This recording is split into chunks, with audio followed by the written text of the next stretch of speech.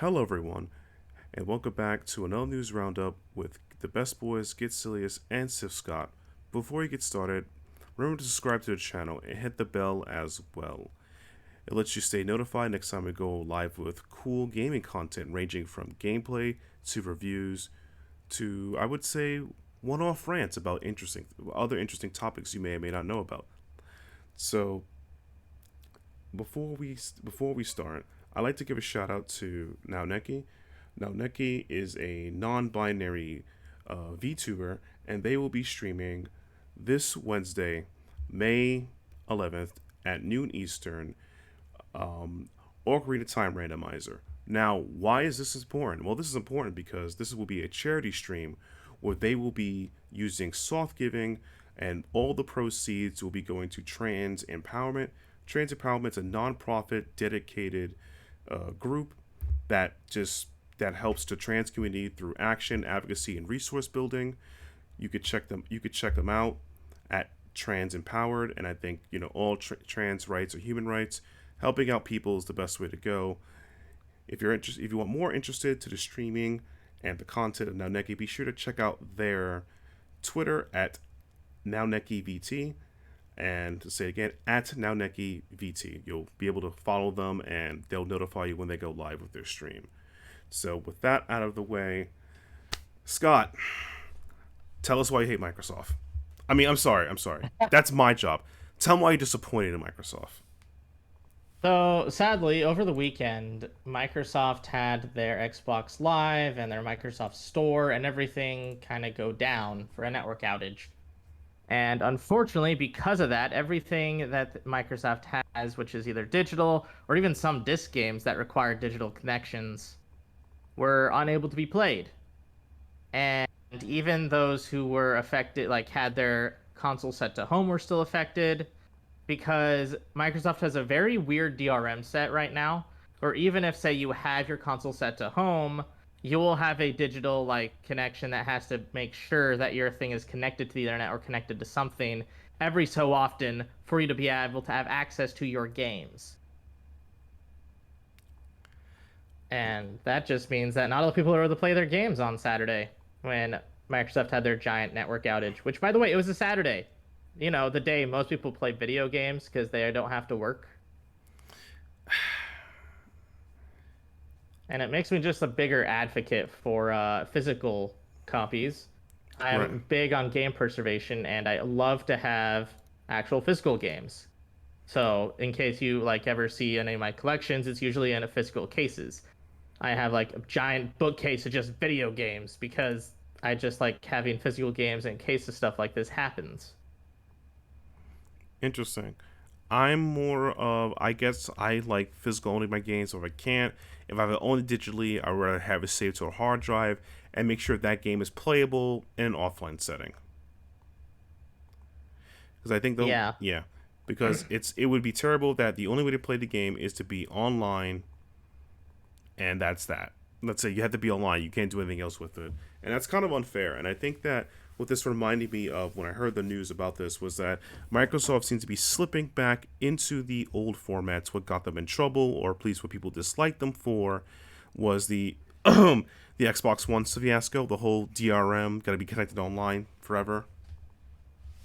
Yeah, another thing I didn't like that they were trying to start with the Xbox One, I'm glad they didn't, was introducing single license discs, where when you'd put a game into an Xbox physically, you would install it and the license would be installed onto that Xbox. Luckily, they no longer do that, but the problem is they still have licenses on the disc rather than you having an actual license with the basic game itself. What this means, in case you're wondering, is that you don't actually own physical copies of the game. You own a physical representation of a license to play a digital game, which is another reason why the whole like automatic delivery thing still is a big popular thing in Xbox, which I don't mind them being able to just install, like, say, the best version of the game that you put in. That's one of the reasons why they have a bunch of big backwards compatibility, is because if you put a disc in from, say, Xbox 360, you can get a Xbox Series like X enhanced version of that Xbox 360 game to install. But the problem is because the license is not actually a part of your what you buy, it's a part of the disc itself, you don't actually have ownership of that game.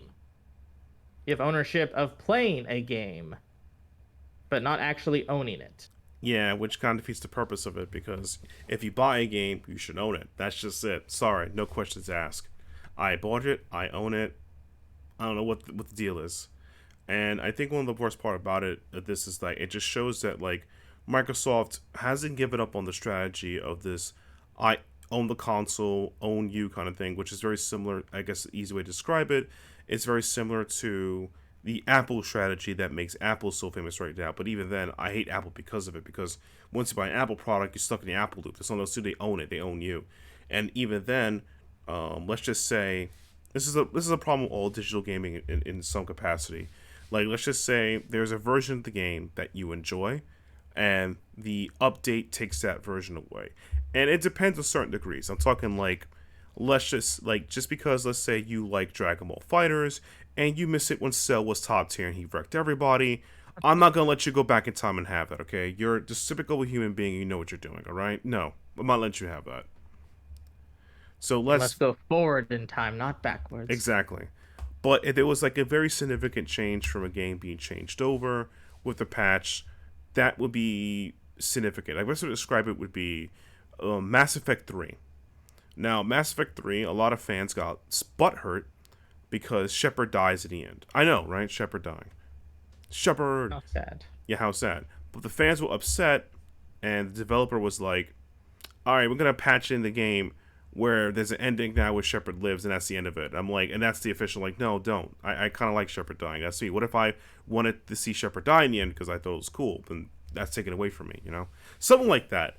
Something that has signage to it. And I think that, like, with Microsoft now controlling how you play the game, the ownership, they could just patch whatever version they want. Like, let's just say that, oh, hey, we want to increase the user base for playing this game. Let's make a patch that takes away half of their inventory, and they have to replay the game over again. Yeah, it's kind of unfortunate that way. Right. And I'm just not. I'm not down for that. That's it ain't a cheap, as they say. Like, I know it's not like an only Microsoft problem with like digital owning. I know it's something that's going to continue to keep going as long as people are continuously to buy digital games.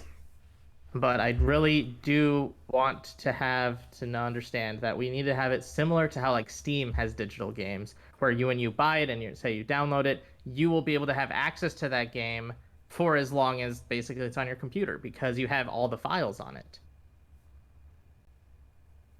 Yeah, and that's fair. I can live with that because I'm a huge Steam person, and even if a game I've purchased on Steam requires online whatever, as long as I have it to my I use a spare hard drive. It's on my spare hard drive. The game is there. I can look at my spare hard drive. I can point at it and say, "Yep, it's in there. I can play it." Because I purchased it. Got to keep it simple. Keep it simple, stupid. You know. Simplicity is key. Right.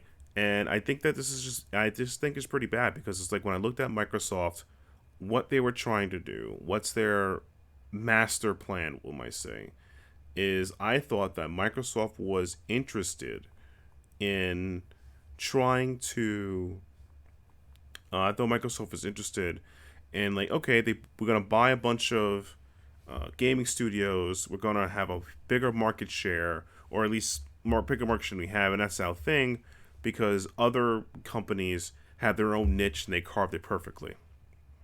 So, what's the deal, right? And I think that this is not the way for them to develop a brand. I think this actually hurts them more than any other capacity, and it makes me even untrustworthy to consider buying their products or even like giving them a fair shake. Because And it is very disappointing, especially because I've been doing a lot more stuff recently with Xbox. Because I've been hoping that they would actually, get better than their Xbox One days. Because I kind of just wrote them off. I mean, it's to be fair, that was probably the most logical thing to do. I mean, the Xbox One got. Let's call a spade, right? We saw the Sony advertisement, how to share your games, is just handing a disc back to each other.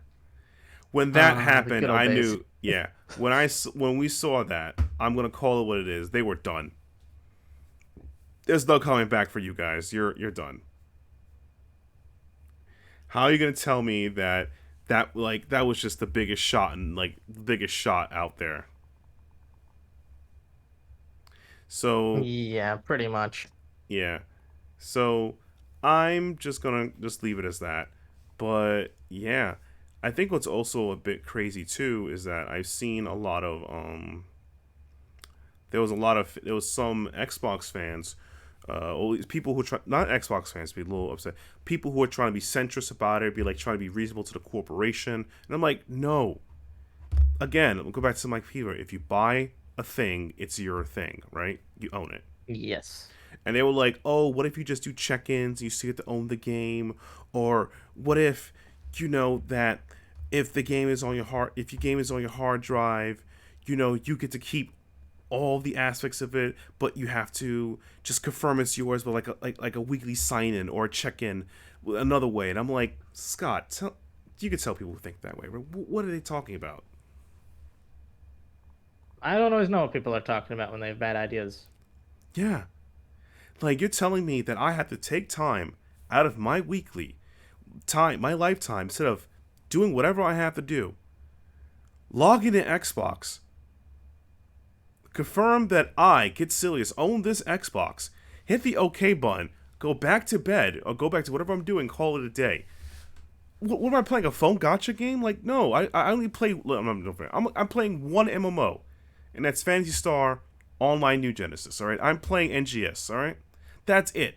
And even then, I don't feel pressure to play every day. This is work just to own my own video game that I paid you. That's I can't. I'm a little fervor that I couldn't believe that someone would suggest an idea like that in order to be like, well, this is just an equal ground. No, there's no middle ground. This Microsoft, is the whole both sides kind of thing. no, exactly. Microsoft, I've given you $60+.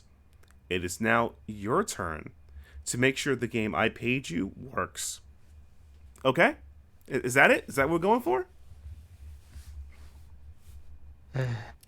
Yeah, but yeah, Digital future, I don't like. dig- digital future is only as scary as those who make it powerful, if that makes any sense. Like, digital future can only be scary for those who who enforce it, I guess.